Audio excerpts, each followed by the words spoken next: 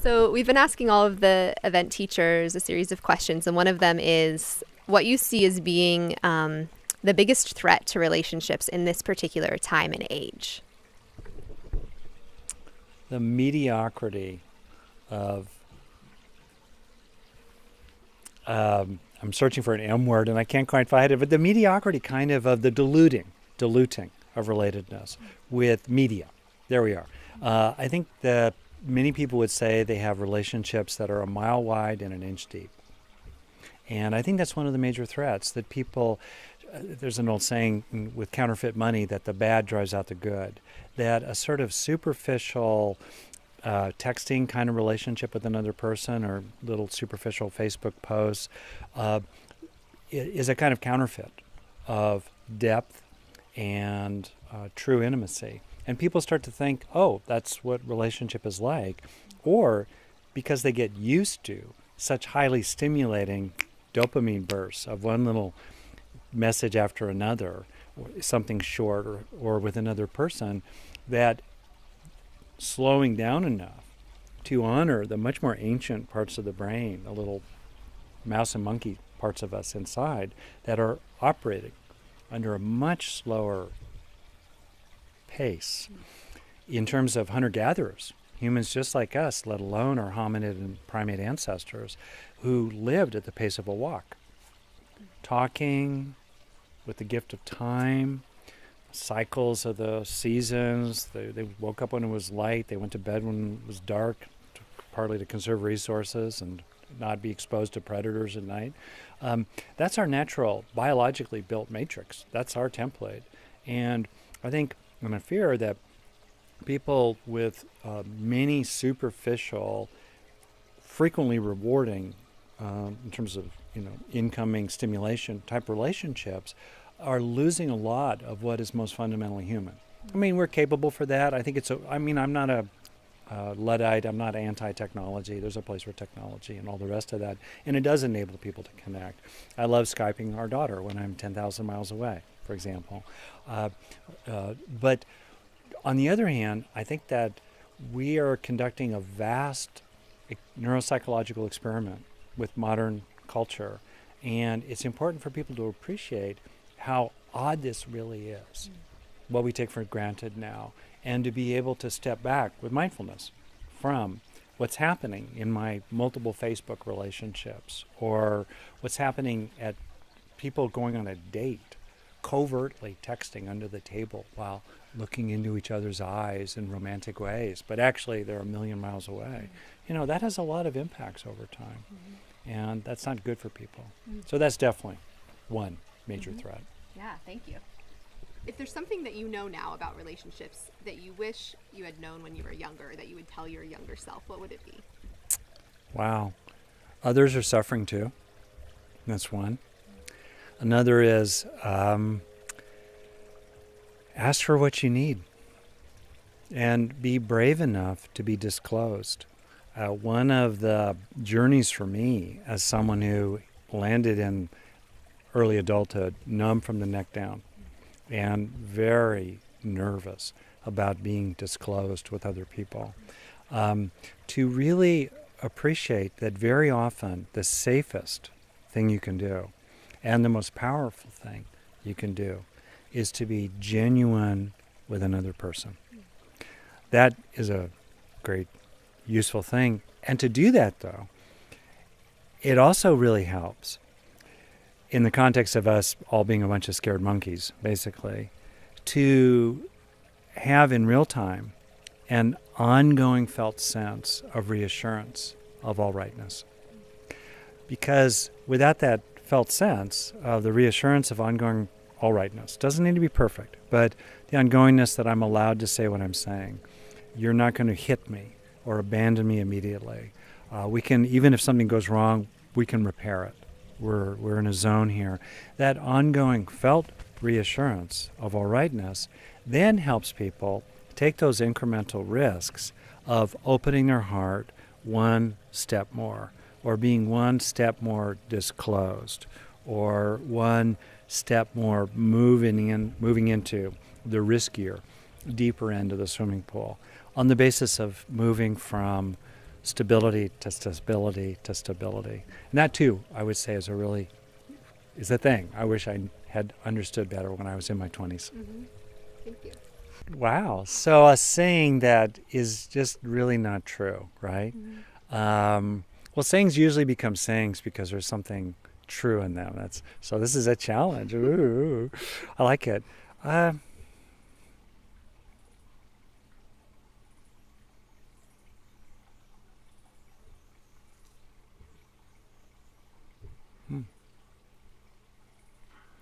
commonplace notion that is really not true, right, or is really problematic.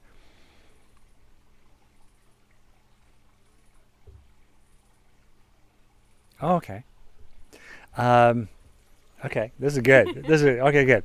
All right.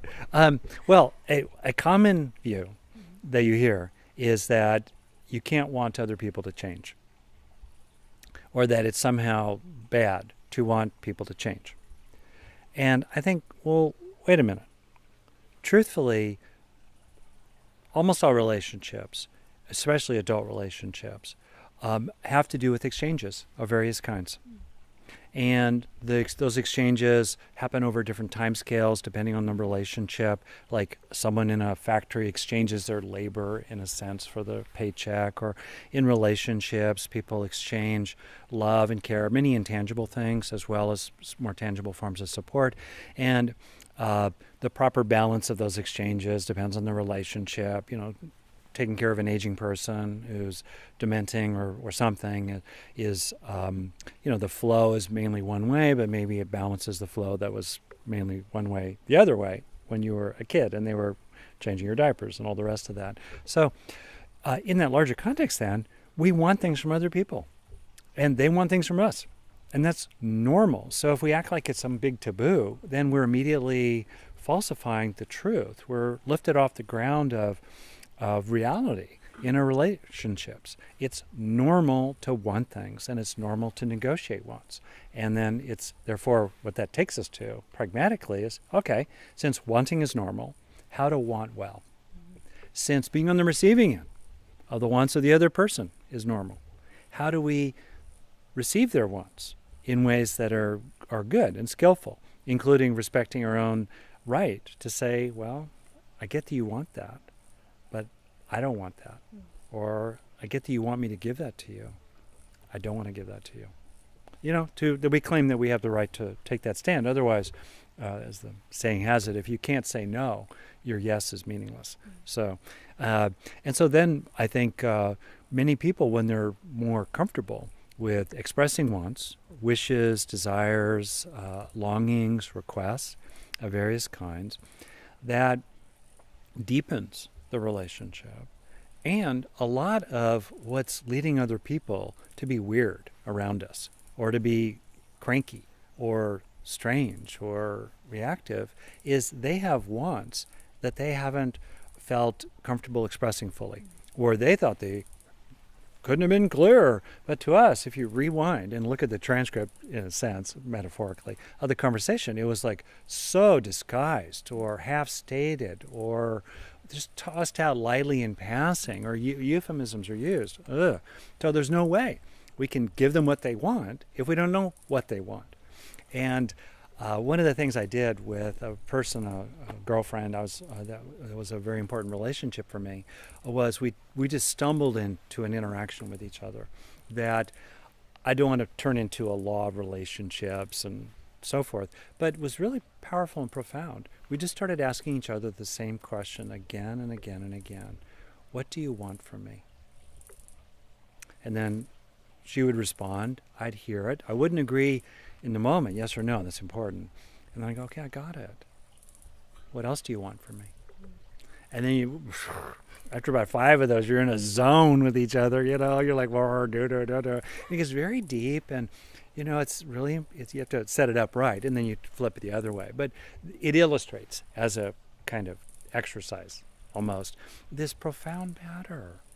And finishing, my dissertation was on toddlers, 15-month-olds. 20 of them with 20 mothers, just did with toddlers and mothers, 10 boys, 10 girls. What happens when the child has a problematic want in the mind of the parent? Does the parent ignore it or punish it or suppress it? Or does the parent do what I was interested in observing, offer an alternative?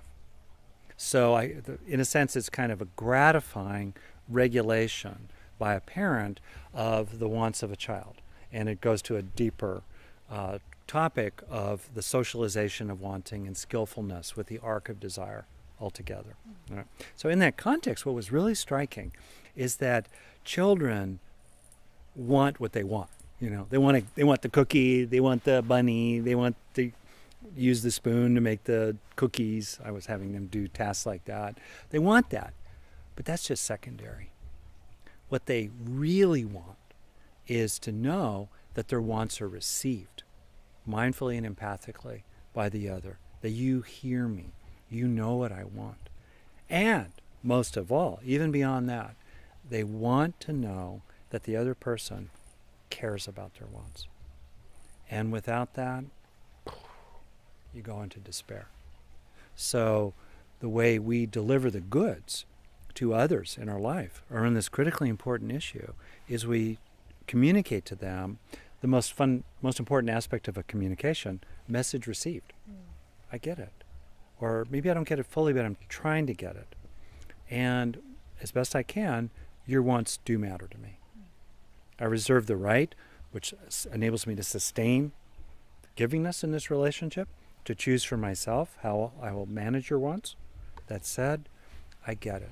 For your sake, and maybe because I love you, in the widest spectrum of that word perhaps, for your sake, but also for my sake, I'm going to try to give you what you want.